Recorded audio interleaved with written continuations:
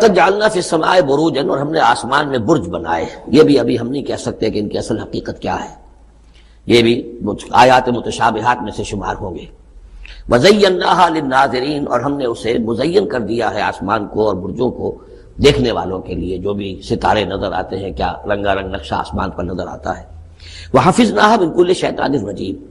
البتہ اب یہ وہ بات ہے جو ایمان بالغیب کے حوالے سے ہمیں ماننی ہوگی کہ ان ستاروں کا ایک کام یہ بھی ہے کہ اللہ تعالیٰ نے ان کو گویا کہ پہرے کی جگہیں بنایا ہے. ہم نے حفاظت کی ہے ان کی ہر شیطان رجیم سے. جو بھی شیطان مردود ہے اس کی طرف سے حفاظت کا یہ سارا سامان ہے کہ جو آسمانوں میں کیا گیا ہے. اب اس کے لیے آج میں چاہتا ہوں کہ وہ بات آپ سمجھ لیں اچھی طرح، کہ جیسے آپ آگے آ بھی جائے گا کہ انسانوں کی تخلیق جو ہے وہ تو یوں سمجھیے اس کائنات کے تخلیق کے اعتبار سے بڑی ریسنٹ شے ہے، بڑی ماضی قریب کی بات ہے. انسانوں سے بہت پہلے جنات پیدا کیے گئے تھے، جنات سے بہت پہلے ملائکہ پیدا کیے گئے تھے، اور انسانوں کی ارواح بھی اسی دور میں پیدا کی گئی جبکہ یہ ملائکہ پیدا کیے گئے تھے. تو جتنی مخلوقات کو ہم جانتے ہیں، بہت سی مخلوقات اب بھی ایسی ہوگی کہ جس کا ہمیں کوئی شعور نہیں، ادراک نہیں، ہم جانتے ہی نہیں.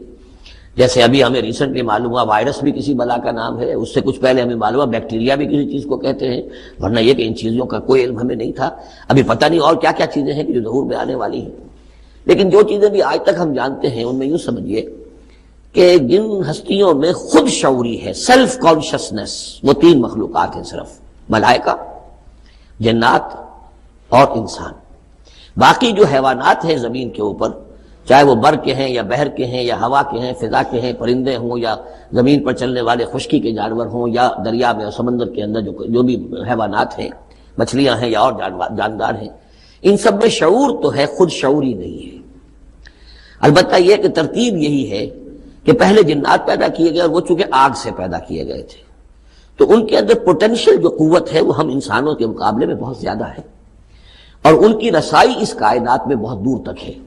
بس میرا یہ گمان ہے، باقی چیزیں تو میں خاص وثوق سے کہہ رہا ہوں، لیکن میرا گمان یہ ہے کہ جو سولر سسٹم ہے، چونکہ ہماری اس پوری جو ہماری یہ فیملی ہے، یہ خاندان ہے، جو یہ سولر سسٹم ہے، سورج کا کنبہ کہلاتا ہے، تو اس کا جو منبع سرچشمہ ہے وہ سورج ہے. اور معلوم ہوتا ہے کہ اسی کی آگ سے اور اسی کی لپٹ سے اور جنات کی تخلیق ہوئی ہے. تو یہ جنات، سولر سسٹم پورا کا پورا جو ہے وہ جنات کے دائرے میں داخل ہے، وہ اس میں آ جا سکتے ہیں. اس کے لیے انہیں کسی راکٹ کی ضرورت نہیں، کسی مشین کی ضرورت نہیں، کسی ذرائع کی ضرورت نہیں، بلکہ اس کی استعداد ان کے اندر موجود ہے. یہ پھر اپنی اس استعداد سے فائدہ اٹھا کر اس سے آگے جب ملائکہ کے ذریعے سے کچھ احکام اترتے ہیں، آسمان سے اللہ تعالیٰ کی کوئی تدبیر ہے، ملائکہ کے حوالے کیے گئے ہیں، تو یہ پھر ان سے کچھ چیزیں اچکنے کی کوشش کرتے ہیں تاکہ وہ جا کر انسانوں میں سے جو وہ عامل لوگ ہیں، کاہن لوگ ہیں، ان کو جا کے ان کو کچھ بتا دیں کہ اب یہ ہونے والا ہے. اس لیے کہ ملائے اعلیٰ میں فیصلہ ہو گیا، اللہ تعالیٰ کے ہاں ایک چیز کی تدبیر جو ہے وہ طے ہو گئی، اب اللہ تعالیٰ نے فرشتوں کے حوالے کیا ایگزیکیوشن کے لیے. ایسے ہی ہے جیسے کہ پریزیڈنٹ ہاؤس سے تو ایک حکم جو ہے وہ جاری ہو گیا، اب اس کا اجرا ہوا ہے، اب کوئی ٹائپ کرے گا، ٹائپ کر کے اسے ڈسپیچ کرے گا، وہ پھر کسی جگہ پر پہنچے گا، پہنچتے وقت لگے گا. اگر وہ جو ٹائپسٹ ہے جس نے ٹائپ کیا ہے وہ ٹیلی فون کرتے کہ صاحب اب یہ حکم آنے والا ہے، وہ تو آ جائے گا، تو ظاہر بات ہے وہ حکم تو پہنچ گیا اس کو، اور اس کے حوالے سے وہ جس شخص کو اس نے یہ خبر دے دی ہے وہ اپنی دکان چمکا سکتا ہے کہ دیکھیے مجھے پہلے سے معلوم تھا کہ یہ حکم آنے والا ہے. تو اس کائناتی حکومت کے اندر یہ سلسلہ ہے جس کے لیے کہ پھر اللہ تعالیٰ نے اس سولر سسٹم سے آگے کی جو بھی یونیورس ہے اس میں، یہ میرا گمان ہے جو میں عرض کر رہا ہوں اللہ عالم، اس میں جنات کو آگے بڑھنے سے روکنے کے لیے ان ستاروں کے اندر وہ میزائلز نصب کر رکھے ہیں کہ جب بھی کوئی جنات میں سے ادھر آگے ٹریس پاس کرنے کی کوشش کرتا ہے تو اس پر وہ میزائل پھینکا جاتا ہے، جس کو ہم شہاب ثاقب کہتے ہیں. یہ ہے پورا نظام کہ جو یہاں ہمارے سامنے آ رہا ہے. تو اس کی یہ حقیقت بہت حد تک تو یوں سمجھیے کہ ایمان بالغیب، کل من عند ربنا، ہمارے رب کی طرف سے ہے، ہم اس پر ایمان رکھتے ہیں.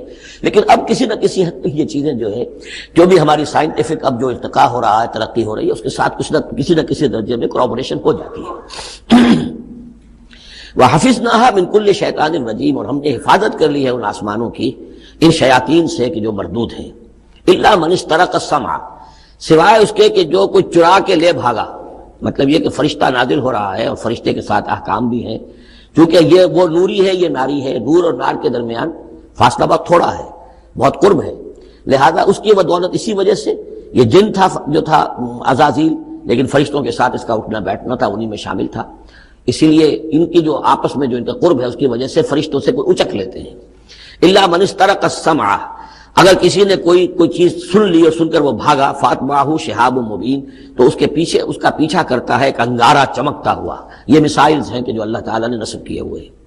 والارض مددناها، اور زمین کو ہم نے پھیلا دیا جیسے بستر پھیلایا جاتا ہے، والقینا فیہا رواسیا، اور اس میں ہم نے لنگر ڈال دیے۔ یہ پہاڑ جو ہے قرآن مجید بار بار کہتا ہے کہ زمین کا جو اسٹیبلائزنگ ایفیکٹ ہے ان پہاڑوں کا زمین کی حرکت کے دوران۔ فَأَنبَتْنَا فِيهَا مِن كُلِّ شَيْءٍ مَوْزُونٍ، اور اس میں ہم نے اگا دی ہر شے جو کہ بہت ہی اندازے سے ہے، یعنی یہ کہ جو بھی کوئی ایک شے بھی اگر ایک حد سے آگے بڑھ جائے تو وہ باقی ساری چیزوں کو ختم کر دے گی۔ بعض ایسی مچھلیاں ہیں کہ اگر ان کی جو ریپروڈکٹیو صلاحیت ہے، جتنے ان کے انڈے ہوتے ہیں وہ سب انڈے جو ہے وہ مچھلیاں بن جائیں تو چند ہی سال کے اندر یہ زمین جو ہے اس سے کئی گنا حجم جو ہے وہ ایک مچھلی کی اولاد سے اور ایک مچھلی کی نسل سے وجود میں آ جائے گا۔ تو ایک کنٹرول کیا ہوا اللہ نے ہر شے کے اوپر، تمام چیزیں جو ہے وہ ایک اندازے کے مطابق، ایک وزن کے ساتھ، ایک اندازے کے ساتھ اس دنیا میں چل رہی ہے۔ من کل شیء موزون، ہر چیز جو ہے وہ ایک اندازے اور وزن کے مطابق ہے۔ اقبال نے کہا ہے نیس پیغمبر ولیکن در بغل دارت کتاب تھی اس کے پاس۔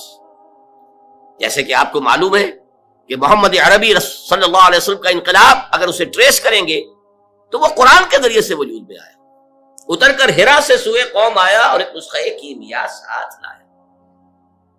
بہرحال اگرچہ قرآن کا تقابل کرنا داس کیپیٹال سے یا داس کیپیٹال کا تقابل کرنا قرآن سے، یہ تو میرے نزدیک نامناسب ہے، لیکن یہ کہ آپ اس اعتبار سے ضرور نوٹ کیجئے کہ واقعتاً ایک کتاب ہے جس نے یہ عظیم انقلاب بولشوک ریولوشن برپا کیا، لیکن مارکس ہوں یا اینجل صاحب ہوں، دونوں رائٹرز تھے، بس مفکر تھے، انہوں نے اپنی کتاب لکھی جرمنی اور لندن میں بیٹھ کر، اور جرمنی اور لندن میں اس انقلاب کا کہیں وجود ہی نہیں واقع ہوا۔ وہ خود اپنی سرکردگی میں، اپنی قیادت میں کسی ایک گاؤں میں بھی انقلاب برپا نہیں کر سکے۔ انقلاب آیا کہاں؟ تیسرے تیواڑے اللہ میاں کے پچھواڑے کس قدر دور روس میں انقلاب آیا، بولشوک پارٹی، مونشوک پارٹیز ان کے ذریعے سے، اور عین وقت پر چونکہ ایگزائل میں تھے، جیسے کہ خمینی صاحب ایگزائل میں تھے اور عین وقت پر آ کر انہوں نے جو ایران میں ہنگامہ جاری تھا اس کی قیادت اپنے ہاتھ میں سنبھال لی۔ اسی طرح عین وقت پر لینن آیا ہے اور اس نے آ کر قبضہ کیا ہے، ہائی جیک کیا ہے قیادت کو اور انقلاب برپا کر دیا۔ اس تناظر میں دیکھیے محمد عربی صلی اللہ علیہ وسلم ایک فرد واحد کی حیثیت سے اپنی دعوت کا آغاز کرتے ہیں، وہی فکر دینے والے، وہی دعوت دینے والے، وہی ہیں جو اسٹریٹ پریچنگ کر رہے ہیں، مکے کی گلیوں میں گھوم رہے ہیں، یا ایھا الناس قولوا لا الہ الا اللہ تفلحون، اسٹریٹ پریچنگ گلیوں میں، جیسے حضرت عیسیٰ علیہ السلام اسٹریٹ پریچنگ کرتے تھے۔ وہی ہیں جو کبھی اپنے رشتہ داروں کو جمع کر رہے ہیں اور ان کے سامنے دعوت پیش کر رہے ہیں کھانا کھلا کر، کبھی کوہ صفا پر کھڑے ہو گئے ہیں، بلند آواز سے آپ نے کہا وا صباحا اور لوگوں کو جمع کیا، اپنی دعوت پیش کی۔ وہی شخص کہ جو فرد واحد کی حیثیت سے، ایک داعی کی حیثیت سے سامنے آیا، کل 22 برس میں اس نے پورے انقلاب کی تکمیل کر دی اور ہر مرحلے پر اس کی قیادت خود فرمائی۔ وہی اسٹریٹ پریچر، غزوہ بدر میں وہی کمانڈر ہے، غزوہ احد میں وہی سپہ سالار ہے، وہی اسٹریٹ پریچر۔ یہ جیسا کہ ڈاکٹر مائیکل ہارٹ کا میں نے حوالہ دیا، یہ نقشہ دنیا نے کبھی دیکھا ہی نہیں، کوئی اس کی نظیر ہے ہی نہیں، کوئی مثال ہے ہی نہیں۔ اسٹریٹ پریچرز ہی رہ جاتے ہیں، مربی اور مزکی بس ان کا اپنا ایک دائرہ ہوتا ہے۔ کچھ لوگوں کا تزکیہ نفس کر دیا، جو ان کے پاس چل کر آئے، وہ آتے ہیں جو ان کی خانقاہ میں خود طالب بن کر آئے، ان کا کوئی تزکیہ کر دیں گے، کچھ اصلاح ہو جائے۔ یہ عمل ایک فرد واحد وہی فکر دے رہا ہے، وہی دعوت دے رہا ہے۔ دعوت کا آغاز کتنے میگر، کتنے، میں وہ لفظ استعمال نہیں کرنا چاہتا، لیکن واقعہ یہ ہے کہ کتنے حقیر سے انداز میں ہو رہا ہے اور کیسی کیسی ناکامیاں سامنے آ رہی ہیں۔ پہلی مرتبہ جب حکم ہوا وانذر عشیرتک الاقربین، سورہ شعراء میں یہ آیت ہے، اے نبی ذرا اپنے قریبی رشتہ داروں کو خبردار کیجیے۔ حکم دیا حضرت علی کو، وہ آپ کے زیر کفالت بھی تھے، زیر تربیت بھی تھے، اور پھر وہی نوجوانی کا عالم تھا، تو گویا کہ گھریلو سامان لانا، اس کا بندوبست کرنا انہی کے ذمہ تھا۔ ایک دعوت طعام کا اہتمام کرو اور تمام بنو ہاشم کو بلا۔ اہتمام ہوا، تمام بنی ہاشم جمع ہو گئے، کھانا لوگوں نے کھا لیا. اب حضور کھڑے ہوئے اپنی بات کہنے کے لیے. تو کچھ لوگوں نے ہوٹنگ کی، کچھ نے فکرے چست کیے، کچھ نے شور مچایا، اور مجمع جو ہے وہ چلا گیا اور حضور اپنی بات کہہ بھی نہیں سکے. تو یہ نہ سمجھیے کہ ایسا ہو گیا ہو کہ ادھر آپ نے آغاز کیا، ادھر کامیابیوں نے قدم چومنے شروع کر دیے. ہرگز نہیں، ہرگز نہیں، ہرگز نہیں. اہم ترین نقطہ جو ہے آپ کی انقلابی جد و جہد کا، اس کو نوٹ کر لیجئے. یہ خالص انسانی جد و جہد کی سطح پر ہوئی ہے. اس میں وہ سارے مراحل آئے ہیں جو کسی بھی انسانی جد و جہد میں آتے ہیں. ابتدائی ناکامیاں، ابتدائی مایوسیاں، محنت اور مشقت بے پناہ، اور نتیجہ کچھ بھی نہیں.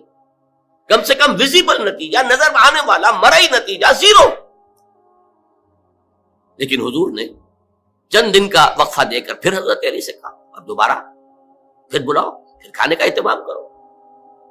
اب میں یہ کہا کرتا ہوں کہ شاید لوگوں کو شرم آ گئی کہ 2 مرتبہ کھانا کھا لیا ہے. آخر اتنی شرافت تو لوگوں کے اندر بھی تھی. اب بہرحال ان کا حق بن گیا ہے کہ ان کی کوئی بات ہم سن لیں. حضور نے اپنی دعوت پیش کی. بڑا عظیم خطبہ ہے جو آپ نے، نہایت جامع، نہایت مختصر، نہایت مؤثر، لیکن اس وقت میں اس کی تفصیل میں نہیں جا سکتا. بہرحال اب یہ کہ لوگوں نے سن لیا، لیکن پورے مجمع کو سانپ سون گیا.